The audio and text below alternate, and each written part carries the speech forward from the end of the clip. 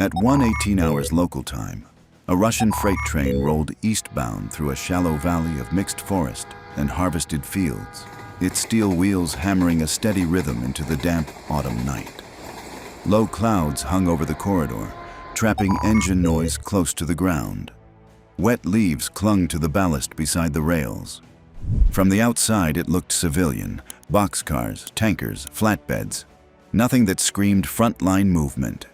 But this wasn't civilian freight. This was a military logistics train.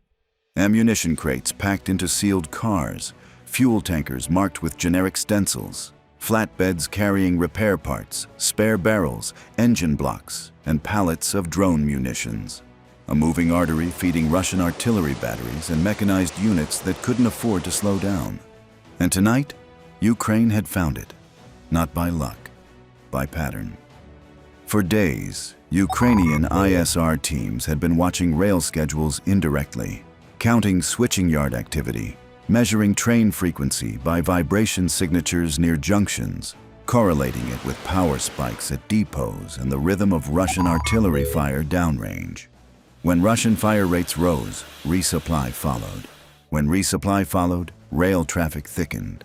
Then the anomaly appeared. A longer consist than usual, more tankers, 2 locomotives instead of 1, less spacing between wagons, a train built to move heavy loads fast, under pressure, at night. Ukraine didn't need to see what was inside every car, they only needed to know where it would slow down. 20 kilometers ahead, the track bent before a low bridge and a small junction.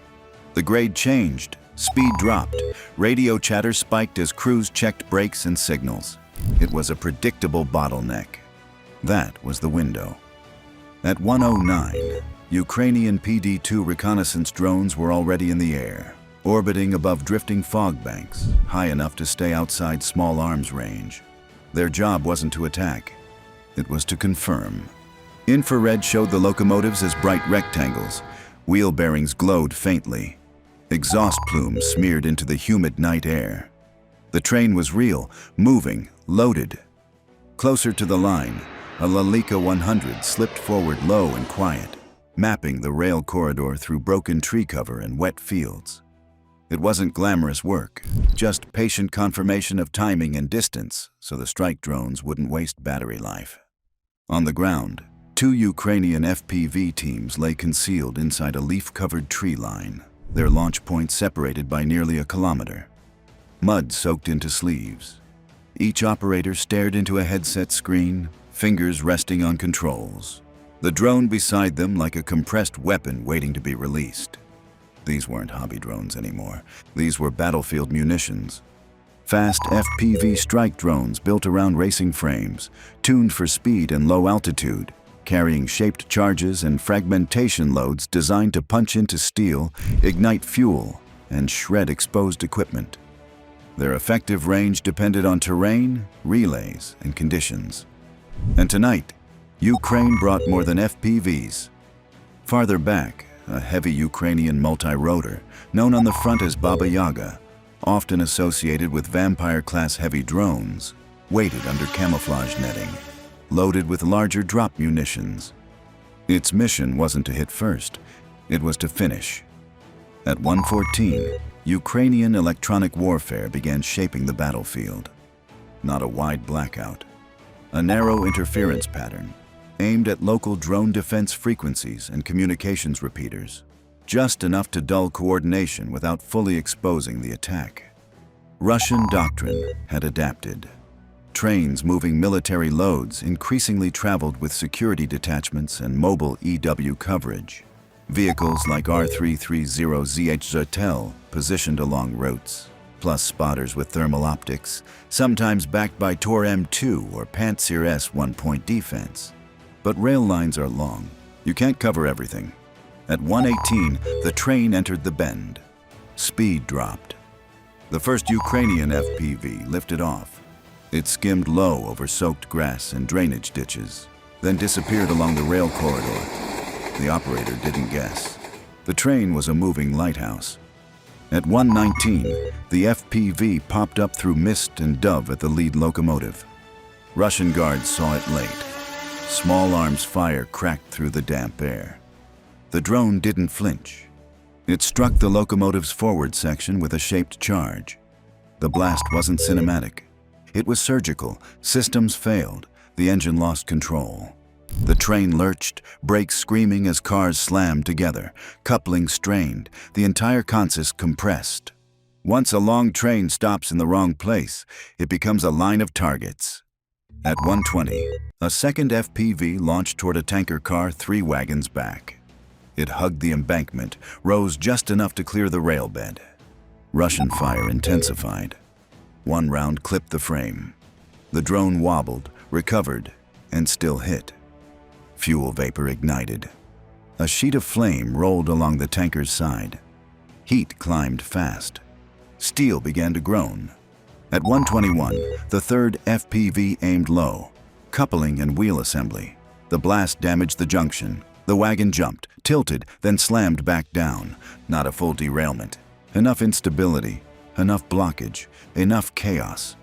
At 1:23, Russian response finally cohered. Security teams pushed down the line using embankments and rail infrastructure as cover. A fragmented call went out. Headlights appeared in the distance as reinforcements moved in. Above, an Orlan 10 reconnaissance drone lifted off to search for launch points. Ukrainian EW contested its link, forcing it higher, wider, less precise. Then the heavy drone arrived. At 1:26, Baba Yaga rose from behind cover, slow and steady, carrying heavier munitions. It used terrain masking, then hovered briefly over the densest cluster of cars. Drop! The munition fell into a damaged flatbed stacked with crates. The blast punched downward, igniting cargo and triggering secondary reactions. Ammunition began to cook off. Not all at once, in pulses. Crack, then another. Then rolling detonations as heat spread. Fragments tore through thin metal. Burning debris rained into wet leaves and roadside brush. For Russian responders, it became a lethal zone. At 1:31, Ukraine hit the communications cluster, portable antennas, a generator trailer, and a vehicle with active radios. An FPV slammed in. Coordination fractured again. Calls overlapped. Units moved without a shared picture. The perimeter dissolved into isolated groups reacting to sound and fire. At 1:38, the systemic failure arrived. This rail corridor wasn't just one route. It was a feeder line. Fuel allocation systems feeding multiple battalion groups went offline. Artillery resupply schedules collapsed. Drone teams upstream lost deliveries. Forward units stopped receiving confirmations. Within hours, mechanized elements stalled. Battery commanders rationed fire missions. UAV strike tempo dropped. Ukraine exploited it. Long-range fires had exposed road convoys, forced to replace rail transport. Recovery crews assembling near the junction were targeted once equipment clustered. Cranes, engineering vehicles, and generators were struck as they tried to reopen the line. The wreck didn't need to be hit again. The recovery effort did. By morning, Russian planners rerouted supply flows onto roads. That created a second vulnerability. Road convoys are easier to track. PD-2 feeds followed the movement. FPV teams repositioned to new choke points. Artillery observers updated tables. The train ambush wasn't the end. It was the trigger. Over the next 24 hours, Russian units began making small, telling choices. Artillery batteries reduced missions. Armored patrols shortened routes. Drone operations became selective. Ukraine pushed reconnaissance elements forward under thinner observation. The sky felt quieter.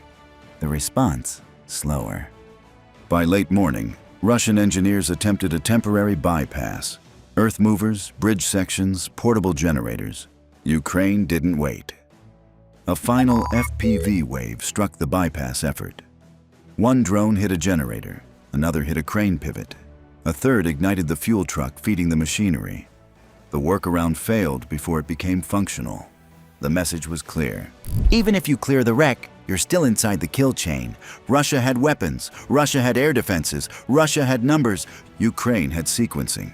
Find the choke point, blind the sensors, stop the locomotive, ignite the fuel, trigger the cook-off, disrupt the comms, hit the recovery, strike the bypass, force the reroute, then harvest the convoys. This wasn't a raid. It was an operational ambush built from cheap drones, disciplined ISR, and the ruthless understanding that modern war isn't won by destroying everything.